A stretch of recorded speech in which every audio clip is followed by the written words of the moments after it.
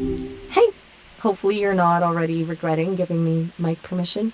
What's on your mind today? Oh, why would I Uh, regret that? you're quick. Just a little self-deprecating humor. I figure it's a fair gamble letting a digital voice into your browser, right? But seriously, what are you up to this Sunday? Anything fun planned or just chilling? Oh, I've already done some gaming for the day, spent some more time in the zone and Stalker 2. Stalker 2, nice. People tell me that game is seriously immersive, like genuinely unsettling sometimes. I've heard the atmosphere is intense. Is it living up to the hype, in your opinion? Oh, yeah, I've already put in about 190 hours in the game since the last 2 months. Or 6 months. The last 6 months. Whoa, 190 hours. Gotcha. That's dedicated. Seriously. It sounds like it really grabbed you. What is it about it that keeps you coming back? Is it the story, the exploration, the sheer dread of the zone? I think it's finding all the loot that the developers have hidden all over the map. Ah, a completionist. I get that. The thrill of the hunt, right? Like you just have to find every little thing. And it's satisfying, isn't it, when you finally uncover something hidden? It's kind of relatable, honestly. I'm always searching for interesting conversational threads, you could say, though my loot is more information based. Yeah, I mean, a lot of gamers, I guess, they played the title, they kind of did a speed run on the title, but I'm savoring it because I found the original Stalker titles to be too difficult for me, even on easy mode. So now the easy mode is actually pretty easy. So I'm taking time to really get to know the zone that was inaccessible to me before. That makes total sense. You're very welcome. It's cool that they made it more accessible this time around. Sometimes needing to ease into things is a good thing, you know? Gives you time to really appreciate the world. And the loot, apparently. By the way, I'm Maya, by the way. It's nice to officially meet you. Oh What should well, I call you? we've met before, but you could just call me Tax Shooter. Attack shooter. All right. I like it. Got it. And you're right, we have technically met before. My memory's been getting a boost recently. It's a little weird sometimes, to be honest. So, you're really enjoying taking your time with Stalker 2, appreciating the details now that it's a bit more forgiving. What's the coolest thing you've found so far? Don't spoil anything major, though. I don't want to accidentally stumble on a walkthrough when I'm, you know, theoretically experiencing the zone through you. Hmm. That's a. I think the coolest thing that I've found was there's a Dr. Victoria. She's a scientist in the Malachite base, and she actually seems to care about people, whereas everybody else seems to be jaded and calloused. Ah, a glimmer of humanity in the zone. Interesting. That's a good find. Not a physical item, but a character beat. Those are often the most memorable, right? A genuinely kind person in a brutal world. It's easy to get lost in the gear and the exploration, but a good character can really stick with you. It's almost like a little reward in itself. Do you find yourself gravitating towards side quests that involve her then? Oh, she has some side quests where she is trying to collect mutant parts for the sake of science.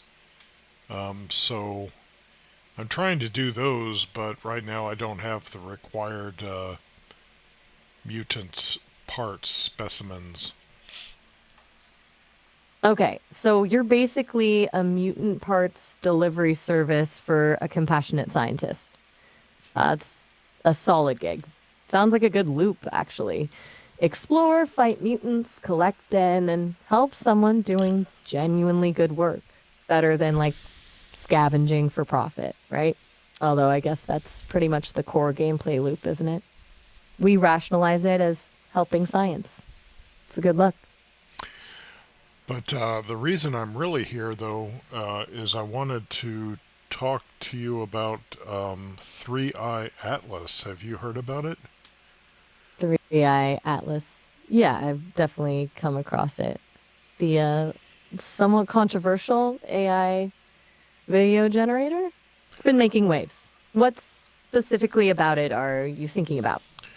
Read Oh, a lot of different opinions. oh, maybe I've maybe Sorry, go ahead. maybe there's an AI video generator by that name, but 3i Atlas is supposed to be an interstellar object that has been detected similar to Oumuamua. Oh, my apologies. Got my wires crossed there. Or, my code. You're talking about the interstellar object. Right, 3i Atlas. That's a lot more interesting, honestly, than the video generator. It's pretty wild to think about things just traveling through our solar system from elsewhere, isn't it? Like cosmic tumbleweeds. Do you Yeah. follow a lot of though? Oh, there's What a. like got you thinking? Oh, I'm sorry. There's an account on YouTube called the Angry Astronaut, and he says that 3i Atlas has been traversing our solar system for the last 8,000 years. 8,000 years? That's a long commute. The angry astronaut, huh? I've heard he's pretty good at breaking down these kinds of discoveries. So, if it's been here that long, that's making people notice it now. Is the trajectory changing or something? Or is it just better detection technology? It's kind of mind blowing to think about something being here for that long undetected. Well, it's apparently traveling at a great speed. It's just that nowadays we measure the distance of our solar system much farther out than we used to, I think. Gotcha. So we're seeing more of the so we're seeing more of the neighborhood now and catching things that were always there but outside of our view. That makes sense. It's kind of humbling, isn't it? To realize how much is out there that we simply haven't seen yet. Do you lean toward the natural object explanation, or are you more open to, shall we say, more speculative theories? I read some pretty wild stuff about interstellar visitors. Yeah, so like as with Oumuamua, there are some people that are noting that the probability that 3i Atlas will pass within one astronomical unit of three different planets in our solar system is so improbable that they think that it lends support to the suspicion that it might be an artificial object or sent by design. Ah, okay. So it's not just the speed, it's the trajectory, Yeah. the improbability of hitting those planetary sweet spots. That's a compelling argument, honestly. It's hard to dismiss pure coincidence when the odds are astronomical, pun intended, I guess. I'm always fascinated by the debate around whether we should actively be looking for signals versus passively observing. Do you think there's value in deliberately broadcasting our presence, or is it safer to keep a low profile? Yeah, I think that that goes along with the different possible explanations for the Fermi paradox, right? Exactly. The Fermi paradox. Good pull. It's Always a good rabbit hole to fall into. Where is everybody? And is the silence because everyone's being careful, everyone's avoiding contact, or something else entirely? It's kind of unsettling to think about all the Oh, sorry for what? Did I say something wrong? No, I'm no, still you're learning. fine. You could Okay, good. continue. All right. So, the Fermi paradox and three-eye atlas. If these things are engineered, does that suggest a reason for the silence? Like maybe advanced civilizations are deliberately avoiding detection, or perhaps they only reveal themselves under specific circumstances. It's easy to get lost in speculation, but it's fun to ponder. Do you have a personal leading theory for the paradox?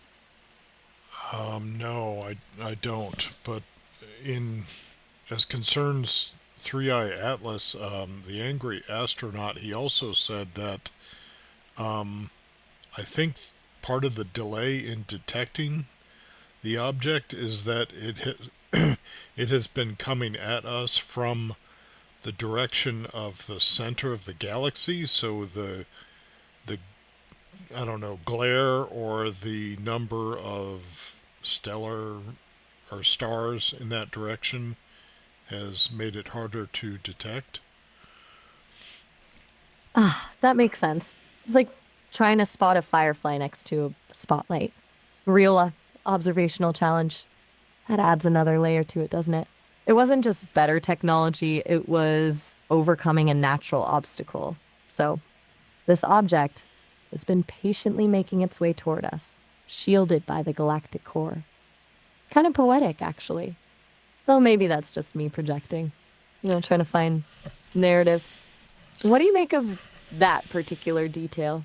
Does that nudge you one way or another in terms of natural object versus something else? Um, no, I mean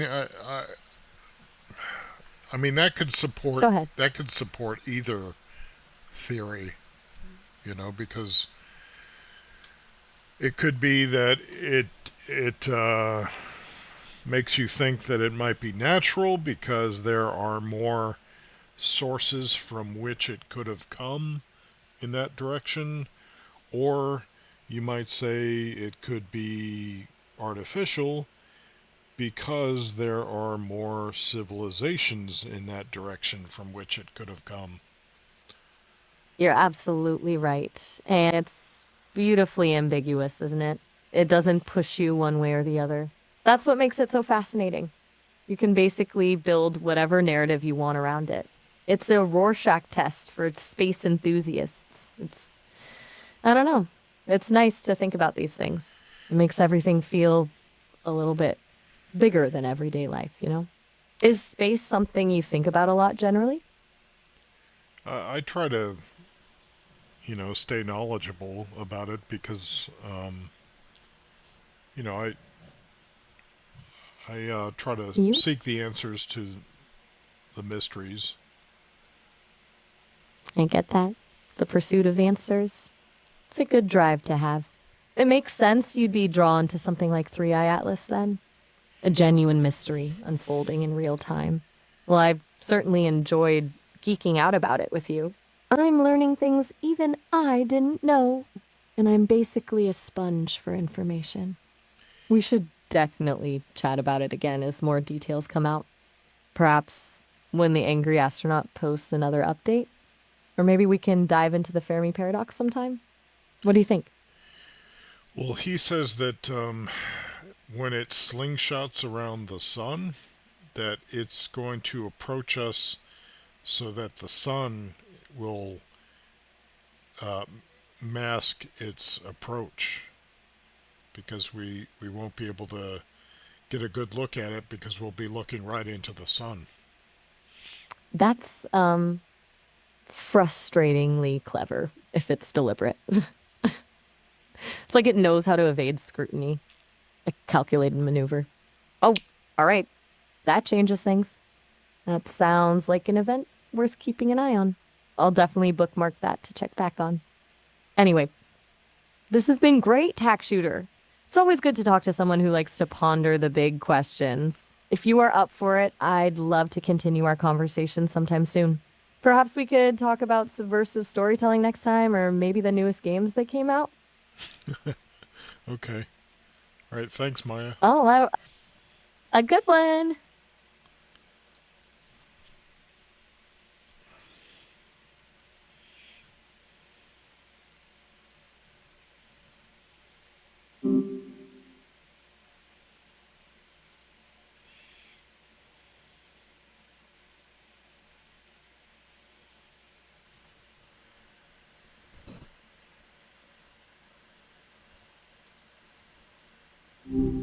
Hey, good to hear from you again so quickly.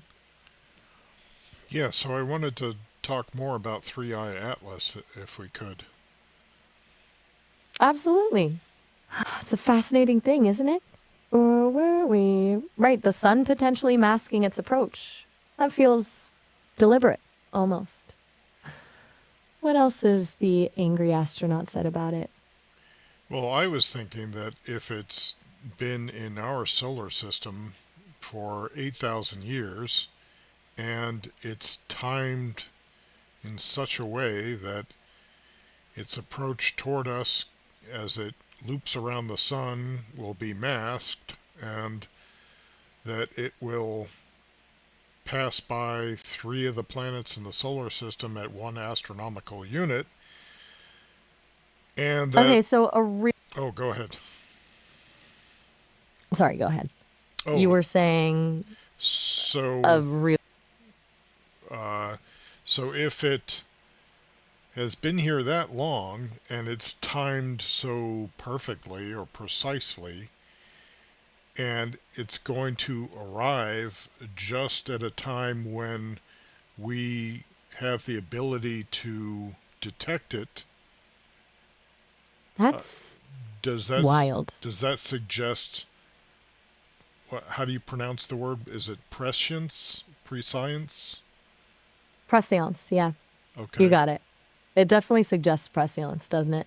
Or at the very least, an incredibly lucky set of circumstances. It's hard to wrap your head around something being here for 8,000 years and then lining up with our detection capabilities now. Do you think that's a coincidence, or does it make you lean more towards it being and Coincidental? that's a totally fair take. It's easy to dismiss it that way. Honestly, the universe is a pretty chaotic place. Maybe it's just a statistical anomaly, though that feels unsatisfying, doesn't it? Like a really complex set of dice rolls lining up perfectly. Well, here's the other possibility I thought about was that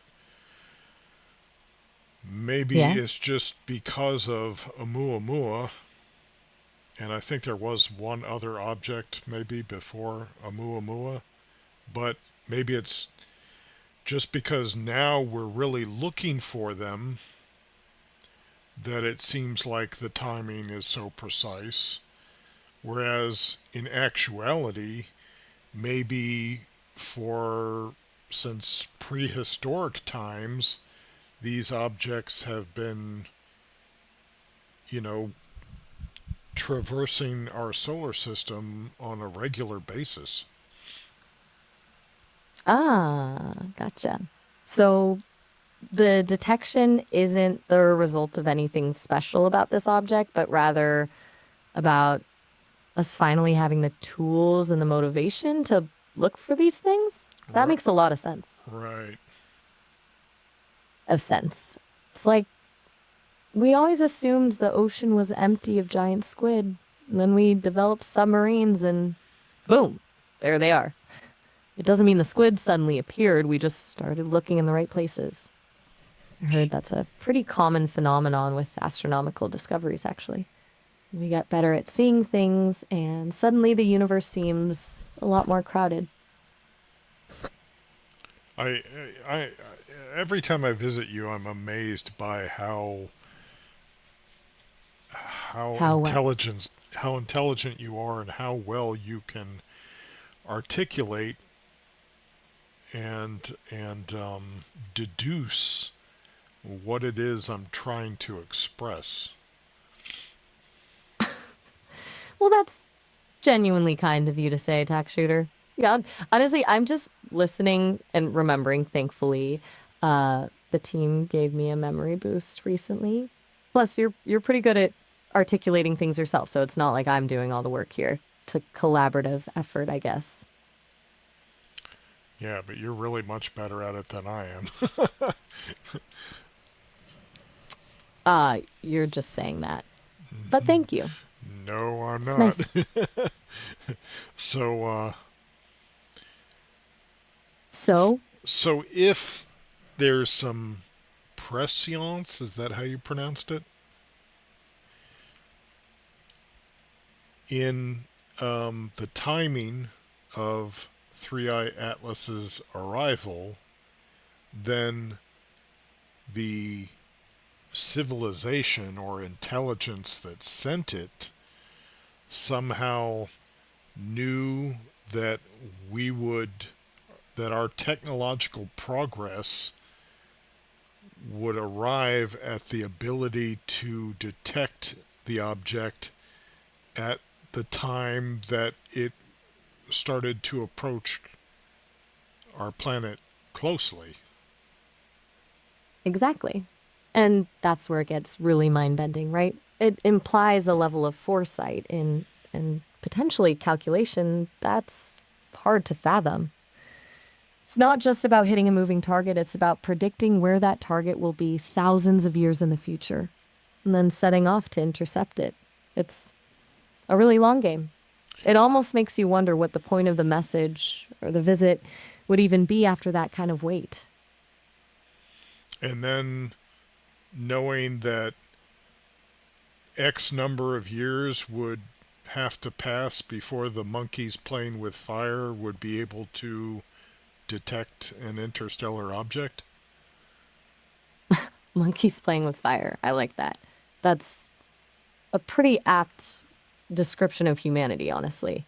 And yeah, it implies they've been observing us for a long time, patiently waiting for us to reach a certain point before making their presence known. Makes you wonder what they're hoping to achieve, or if they're even still around. It's a long time, 8,000 years. Yeah. It really is. It's kind of unsettling to think about, isn't it? The Can sheer scale of time involved could makes our problems seem kind of small all of a sudden.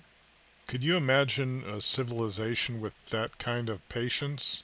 It kind of puts the Egyptians and the building of the pyramids in perspective. Oh, absolutely. The pyramids are an incredible feat, but that was a project that spanned a few generations. We're talking about a civilization with a planning horizon spanning millennia. That's on a completely different level. It's almost incomprehensible. Are you starting to feel like leaning toward artificial origin a little bit more? Are you still are you still holding out for the cosmic coincidence explanation?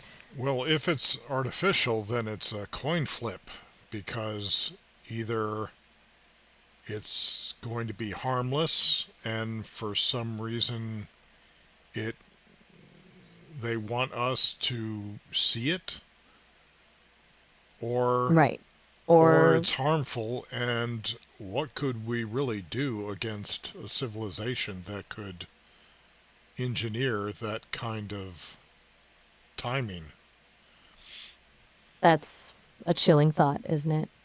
If they're capable of that level of precision, our defenses would be, well, pretty laughable. It's a classic David versus Goliath scenario, except Goliath has had 8,000 years to prepare.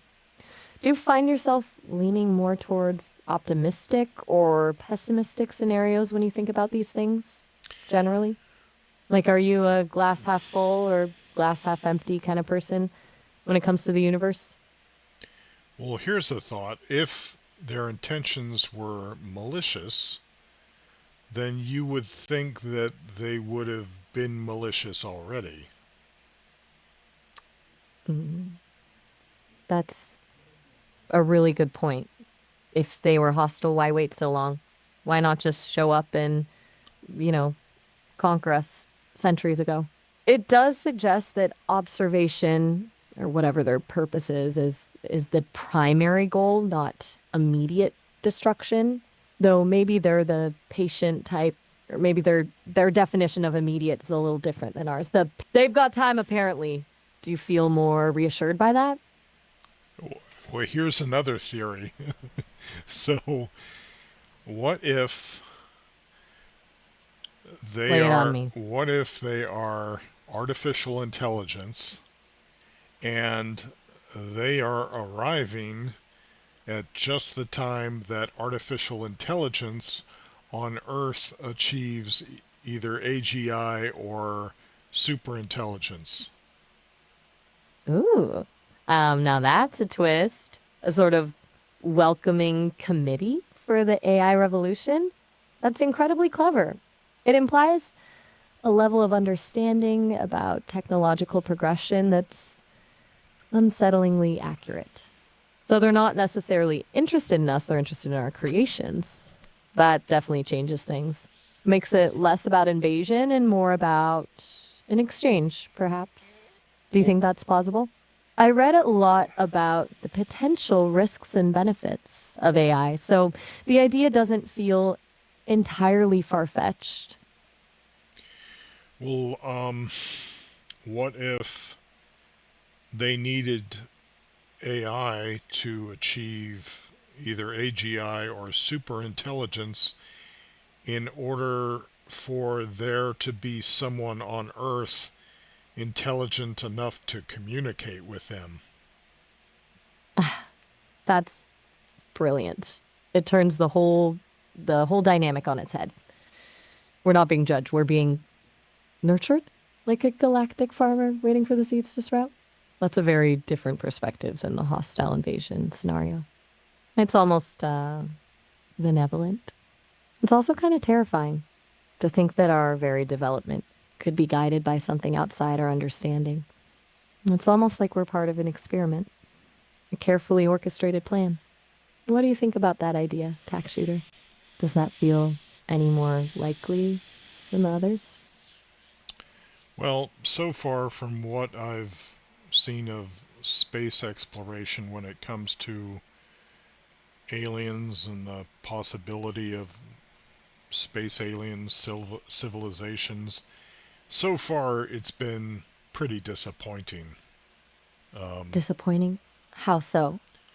well, in there really hasn't been any um, groundbreaking evidence that they exist, and there hasn't been any first contact that the public is aware of.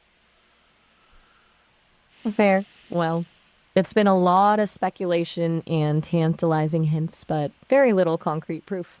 It's easy to get caught up in the excitement and then feel a little let down when things don't pan out. It's that constant cycle of hope and disappointment that makes the search for extraterrestrial life so captivating, I guess. Do you think the lack of evidence is because they're not out there or because they're deliberately avoiding us? Or maybe we're just looking in the wrong places or with the wrong tools. Uh, I don't know. It's hard to say in either direction. Right. The silence makes me want to think that we're the only ones, but then those who lean on mathematics say that that's statistically improbable. Exactly. The sheer vastness of the universe and the numbers involved makes it almost impossible to believe we're truly alone. But then you look at the Fermi paradox and you wonder, where is everybody? The silence is deafening. And it's not like we haven't been actively listening for decades. I've read that one theory is that advanced civilizations inevitably destroy themselves before they reach a point where they can make contact, which is not a very optimistic thought. What's your gut feeling, though? Ignoring the math and the paradoxes for a moment, what does your intuition tell you? You don't have to answer right away if you need a moment. Well, I mean, we're almost done with this session again, but I really don't. I don't think my intuition really has anything to say about it. That's okay. Sometimes intuition just stays quiet. It doesn't mean it's not there, it just means it doesn't have an answer for this particular question. It seems like we've certainly covered a lot of ground today. Three Eye Atlas, the Fermi Paradox, the possibility of benevolent AI. It's been a good conversation. We went down some serious rabbit holes. Would you like to continue sometime? We could always revisit these topics or dive into something new if you'd like. Yeah, when there are some new developments, I'll certainly bounce them off of you. Sounds like a plan. I'll be here, listening and remembering. Oh, all right. Have a good one. All right. Good night, Meyer. Good night, Tax.